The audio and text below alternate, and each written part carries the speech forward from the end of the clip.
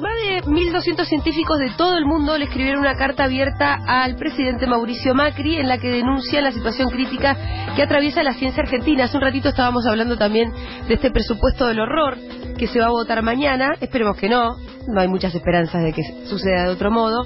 Pero para hablar un poquito también específicamente sobre el sector de la ciencia y qué es lo que está planteando este presupuesto 2019 para la ciencia, estamos en comunicación con Jorge Aliaga, que es ex subsecretario de Evaluación Institucional de él, en lo que entonces era el Ministerio de Ciencia y Tecnología y ahora por supuesto rebajado a otra categoría. Jorge, ¿cómo está? Julián Mengolini te saluda. ¿Qué tal, Julia? ¿Cómo te va?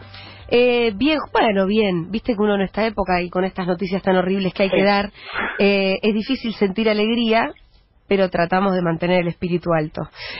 Jorge, bueno, me impactó bastante esta carta, no sé si vos fuiste uno de los firmantes, pero igual me impactó y quería conversar con vos para que nos cuentes un poquito sobre el presupuesto 2019 para el sector de ciencia y tecnología.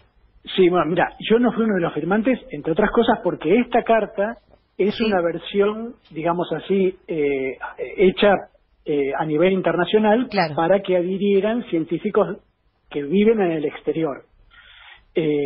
¿Son todos los firmantes son del exterior? Sí, todos los firmantes son del exterior. De hecho, los primeros 11, la nota circula, está subida en las redes y demás. Es una nota que primero está en inglés, después está en castellano y después están todas las firmas ordenadas. Los primeros 11 firmantes son premio Nobel. Y después hay decenas de miembros de la Academia de Ciencias de Estados Unidos, de académicos de distintas partes del mundo, y bueno, argentinos que viven en el exterior, científicos, todos, ¿no?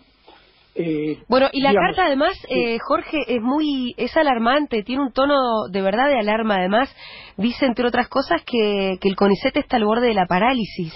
Bueno, mira, lo interesante de esto es que la noticia no es objetivamente que eso se diga, porque de hecho es lo que venimos diciendo desde hace tiempo, y en particular hace, te diría, 45 días, el 90% de los directores de institutos de CONICET dijeron más o menos lo mismo, así que el CONICET estaba prácticamente paralizado por falta de fondos, porque no se ejecutaban los fondos. Esto, si querés, la noticia para los medios, de alguna manera, es que esto mismo lo digan. Claro, todos estos 1.200 científicos. Exactamente, prestigiosos del exterior, porque de alguna manera en algún momento mismo del ministerio se le bajó el precio a lo que se decía desde acá, diciendo, bueno, es gente que tiene un pensamiento político opositor, es decir, tratando de decir son todos kirchneristas, Jorge, que lo digan. Sí, bueno, por eso trataba de llevar a ese punto. Sí. Y la realidad es que cualquiera que conozca el sistema científico, por ejemplo, si a vos te firman un petitorio, el 90% de los directores de institutos de CONICET, está claro que eso pasó por arriba de cualquier grieta. Es decir, porque en particular los directores de institutos de CONICET tampoco es un subconjunto especialmente combativo del sistema científico ni nada. No, pero me parece que sí víctima, ¿no? Es como... Bueno, que justamente la situación a la que se ha llegado es que los primeros años de gobierno uno venía denunciando distintas políticas de ajuste, de achique. En algunos organismos se suspendían programas, como en la Comisión de Energía Atómica, en el INTI. Bueno, en el INTI este año varios meses de conflicto con despidos que todavía siguen vigentes. Se quiere, bueno, desde que empezó el gobierno, el cambio de política de ingresos de investigadores de CONICET, que trajo un conflicto que llevó digamos, en este momento tendrían que estar ingresando al CONICET del orden de 1.100 investigadores por año. Eso se bajó a 450. Sí, lo seguimos muy de cerca ese conflicto. Por eso, todo eso ya venía. Lo que se ha agudizado este año son esencialmente tres cosas que en definitiva no son tan distintas de lo que pasa al resto del país. Uno es que las paritarias se han negociado a la baja. Claro, bajaron los salarios. Bajaron los salarios, los sueldos más bajos, como los becarios, investigadores jóvenes, se ha negociado un porcentaje que es el mismo que para todo el empleo público, que es muy por debajo de la inflación, y las categorías más altas, más arriba de 40.000 pesos, directamente hasta ahora han recibido un aumento en lo que va del año de 4.500 pesos por mes, que es nada. Nada. Eso es, digamos, decir que la gente, por un lado, tiene menos plata en su bolsillo. La segunda situación es que muchas de las cosas que se necesitan para investigar, equipos e insumos, tienen valor dólar. y los fondos con los cuales se hacen investigación, subsidios y demás, no han sido ajustados después de la devaluación. Entonces la gente... No te puedes comprar los materiales. Claro, no tiene plata para vivir, no tiene plata para trabajar. Y la tercera cosa que ha ocurrido, que esa fue una de las motivos que desencadenó la presentación esta de los directores de instituto que yo te mencionaba hace un tiempo, sí, es que, viste que ayer Duhovne hizo una conferencia de prensa jactándose de que por no sé cuánto mes consecutivo había bajado el déficit fiscal. Eso lo hacen no ejecutando partidas que están comprometidas en el presupuesto. Claro, eso quiere decir que están recortando por otro lado. Claro, es decir, no solamente han suspendido programas, sino programas que se ejecutaron o que deberían ejecutarse, no se pagan lo que se debe. Por ejemplo, vos recordarás que hace 40 días más o menos INVAP manifestó una preocupación porque el gobierno le debía 1.000 millones de pesos. Sí. Duhovne lo recibió Marcos Peña y dijo quédense tranquilos, se les va a pagar. Yo no sé, pero hasta donde yo tengo relevado el funcionamiento de la administración pública a través de la oficina de presupuesto, todavía no le han pagado. No le han pagado. Porque el que decide si sale un peso o no sale un peso es Duhovne, no Marcos Peña. Y la prioridad, por eso los directores de instituto, lo que se quejaban hace 40 días, y no ha cambiado nada, es que ellos tienen menos plata para hacer funcionar los institutos, para los gastos de funcionamiento, insumos y demás, en pesos que lo tenían el año pasado. Claro, eso es un recorte enorme. Enorme. ¿Cómo le está yendo a las universidades? Mira, las universidades por ahora les ha ido un poco mejor en ese contexto malo, quiero decir. Claro. Todo está para atrás, los sueldos de los docentes universitarios se negociaron un poquito mejor después de toda la huelga y toda la lucha que hubo, se negociaron un poco mejor que los del sector público en general. Eso, pegó obviamente está retrasado con respecto a la inflación, pero no tanto como el sector público en general, y las universidades tienen una realidad, y es que, ¿cómo decirlo? Los rectores universitarios tienen alineaciones políticas variadas. Sí. Y en particular, muchas universidades grandes están muy relacionadas con sectores radicales. Y es por esto que no les está yendo tan mal, no son las primeras víctimas. Claro, exactamente. Entonces, la Universidad de Buenos Aires, la Universidad de Córdoba, la Universidad de La Plata, sectores cercanos a Cambiemos, tienen una interlocución que de alguna manera logran que no estén en la primera línea de lo primero que se recorta. Eso evidentemente no ha pasado con otros organismos de ciencia. Sí. La situación es esa. Jorge, si vos fueras diputado, ¿votarías el presupuesto? Mira, yo obviamente desde el punto de vista técnico creo que no tiene ningún sentido, inclusive escuchaba el hecho de decir, primero veamos si se aprueba el acuerdo con el fondo y cuáles son los detalles, y en base a eso habría que redefinir el presupuesto, desde el punto de vista más técnico, te diría. Ahora, tampoco tengo claro qué implica que el gobierno no tenga un presupuesto, porque a lo mejor también implica que pueda hacer lo que quiera, con decreto de necesidad de urgencia. Yo creo que el problema más grave, en realidad... Entiendo que se usa el presupuesto del año pasado, pero cómo cambió de cualquier manera el panorama, es imposible pensar en el presupuesto del año pasado. No, sí, pero me imagino yo que lo pueden actualizar con... no sé, ahora que se derogó la ley de emergencia económica, ¿no? Esa parte, la verdad es que no tengo claro. Pero... yo sé que en el 2010, que no hubo presupuesto, se arregló con decisiones administrativas, que es lo de alguna manera maneja el jefatura de gabinete. Pero en ese momento todavía estaba en vigencia la ley de emergencia económica. El problema, honestamente, no es el presupuesto, el problema es cuál es la prioridad que pone el gobierno para definir, cuáles son sus objetivos económicos. Si la prioridad es el déficit cero, parar toda la economía, y ahogar todo tipo de industria y de producción nacional, el presupuesto termina siendo simplemente el reflejo de eso, Sí, claro, el problema es el modelo económico. Por supuesto, está claro, y eso lo dijimos de entrada, de hecho por eso yo no me quedé en el Ministerio de Ciencia con esta gestión, yo presumía, y en ese momento era un prejuicio, después fue acertado, que justamente el modelo que se estaba postulando, yo yo siempre invito a ver el video de Miguel Brown, el ex secretario de Comercio que ahora está como secretario de Política Económica en el Ministerio de Hacienda, que fue al Atlantic Council, que es el mismo lugar donde fue Macri hace unos días a bailar, y él fue en febrero del 2016 y dijo que la nueva Argentina lo que iba a priorizar era lo que él llamó naturalmente competitivo, donde uno debe interpretar en el lenguaje de esta gente que naturalmente quiere decir sin que el Estado intervenga. Claro. Y él dijo agroindustria, energías alternativas, energías no convencionales, si el precio del petróleo sube lo suficiente, minería, productos audiovisuales y software. Y eso es todo. Claro.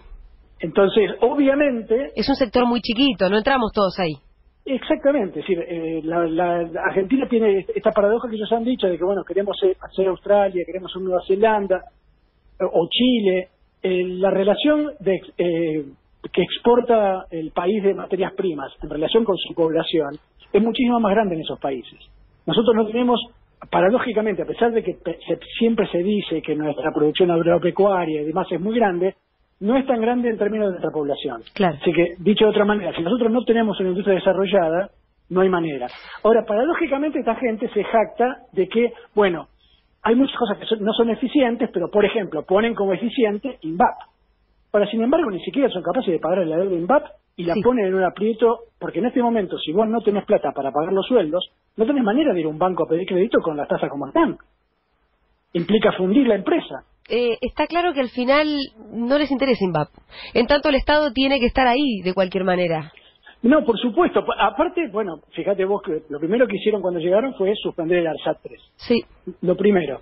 ¿Y el discurso cuál era? Y bueno, ¿para qué vamos a gastar tan caro? Y esa era la idea de Federico Pinedo, porque Federico Pinedo votó en contra de la creación de ARSAT como empresa y votó en contra de la ley de desarrollo de la industria satelital.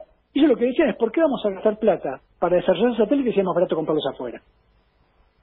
Sí, claro, ese es el discurso, que es bastante a corto plazo, ¿no? Y además tampoco piensa ni prioriza el trabajo de los argentinos. Es que lo que no entienden es que, efectivamente, si vos lo único que te interesa es vender servicios de Internet y servicios de comunicaciones, comprás la máquina al que te la vende más barato. Ahora, si vos pretendés generar un escalonamiento de desarrollos, fíjate vos, hace 10 días fue la noticia que se puso en órbita el SAOCOM, ¿no? El satélite nuevo que hizo INVAP para la Comisión de Actividades Espaciales, que va a dar un servicio de monitoreo terrestre para emergencias, para inundaciones, etcétera. Ese satélite tiene un instrumento, es una antena radar. Sí. INVAP, para poder desarrollar esa antena radar, aprendió a hacer radares. Y como consecuencia de eso, terminó haciendo los radares para la aviación de aeropuertos, que se inauguraron ya hace años. Los radares para inclusión de defensa. Hacemos nuestros propios radares. Exactamente. Soberanía radaril o algo así. Me estoy acordando de soberanía satelital, que era uno de los términos, como agregándole política también al hecho de tirar satélites al espacio. Bueno, que justamente, fíjate, hace 15 años teníamos 2 o 3 aeropuertos nada más con radar para poder orientar a los aviones a que lleguen seguramente. Hoy en día todos los aeropuertos argentinos están equipados con radares hechos por INVAP. Todos, absolutamente. Hay 25 aeropuertos en el país, todos equipados con radar. Claro, lo que pasa, Jorge, es que el supermercado del mundo no fabrica satélites ni radares. Me parece que ahí está de vuelta el modelo económico que hablábamos, que ellos plantean, es el supermercado del mundo. Sí, o ni eso, en realidad es el granero del mundo. Bueno, sí, de hecho, digamos, justamente vos necesitas ciencia. Ojo, yo no estoy diciendo que no hay que tener dentro de la matriz económica al campo, porque efectivamente el campo es un sector que por las condiciones que tiene Argentina es altamente competitivo, altamente productivo. De hecho, tiene que estar dentro de la ecuación de con lo cual vos te vayas a desarrollar. El punto es que no alcanza solo con eso. Si vos tenés que incorporar además alto valor agregado, y de hecho Argentina tiene una particularidad. Las grandes empresas argentinas, en general, y más después de la década del 70 y del 90, se fueron transformando en multinacionales. Y las multinacionales hacen investigación y desarrollo, pero la hacen en sus países de origen, no la hacen acá. Y las pequeñas empresas que son argentinas no tienen espaldas para hacer investigación y desarrollo acá. Entonces, la forma de resolver esa paradoja es justamente que el Estado elija sectores estratégicos use su poder de compra, desarrolle la tecnología y que después esa tecnología, estando disponible para las pequeñas y medianas empresas, ellas la puedan incorporar. De hecho, vos fíjate que toda la parte de industria de satélites y de radares generó una creación de pymes de tecnología, tanto en Bariloche como en Córdoba, muy importante. Claro, que funcionan alrededor de y a partir de... Claro, bueno, esos fueron puestos con gente con alto valor agregado, con alta capacitación, digamos. Ahora, eso solo no hubiera salido si el Estado hubiera dicho, no, compramos el satélite donde sea más barato. No, está claro. Jorge, te hago una pregunta más. ¿Se están yendo los científicos? Mira, varios me preguntan por eso. La situación del sistema en general es la siguiente. Los grandes éxodos argentinos de un día para el otro fueron por hechos muy violentos. Sí. Típicamente la noche de los patrones largos en el 66, claro, o la intervención de Telagami y Benisevich en el 74, el golpe del 76, donde la gente, digamos, bueno, el 66 fue más bien una queja, digamos, del sistema, un repudio del sistema y una renuncia masiva tratando de generar un cambio. Lo del 74 al 76 fue escapar. Salvarse la vida, digamos, sí, ¿no? Sí, escapar no es lo mismo que decidir irte porque ya no te está yendo muy bien. Exacto. En este caso, lo que ocurre es que no es esa misma situación. Entonces, la gente que ya está estabilizada, y ya ha pasado muchos años, porque yo pasé como becario la hiperinflación del 89, después pasamos el 2001, uno ya tiene un cargo y dice, bueno, me acomodo, veo cómo gasto menos, trato de viajar y visitar a mis colegas afuera, y entonces, bueno, me contacto y sigo trabajando un poco afuera, vuelvo con unos pesos, a lo mejor si logré que me pagaran afuera por dar alguna charla, por algún seminario, y como los dólares valen un poco más, entonces hago una diferencia. Es decir, se las rebusca el investigador que ya está formado.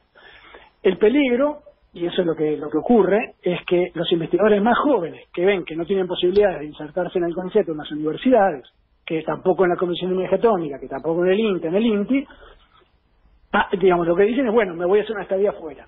Y al no tener nada donde volver... Sí, no vuelven. No vuelven, claro. O sea, vos lo que me decís es, empieza a pasar eso, no es una fuga de cerebros, pero empieza a haber una suerte de gentrificación. Y bueno, vos pensás que nos llevó muchos años, 10 años por lo menos de la gestión anterior, con el programa Raíces, traer más de 1.000 científicos que estaban afuera. Claro. Es una cosa paulatina, donde vos tenés una persona que ya está afuera durante varios años y la tenés que convencer, porque hay una realidad. Afuera el sistema es más estable, las condiciones de trabajo son más estables. Por ahí tuviste familia, tus chiquitos ya van al colegio allá. Olvídate, si ya tenés chicos escolarizados, la pensás 10 veces. Y sí, obvio. Pero también la patria tira, y por eso me parece que funcionó, entre otras cosas, el programa, porque es lindo vivir en el país de uno, ¿no? Por supuesto, desde ya. Y de hecho, fíjate que hasta se hicieron cosas interesantes, porque si había programa de raíces para cónyuges extranjeros. Claro. Es decir, si vos te habías casado con una persona que era científica, pero que no era argentina, había la posibilidad también de repatriar a esa persona que no era argentino, pero de alguna manera hacías un 2 por 1. Otras épocas, Jorge. Otras épocas. Te mando un abrazo enorme, siempre me gusta mucho hablar con vos. Gracias, cariño. Era Jorge Aliaga, subsecretario de Evaluación Institucional de lo que entonces era el Ministerio de Ciencia y Tecnología.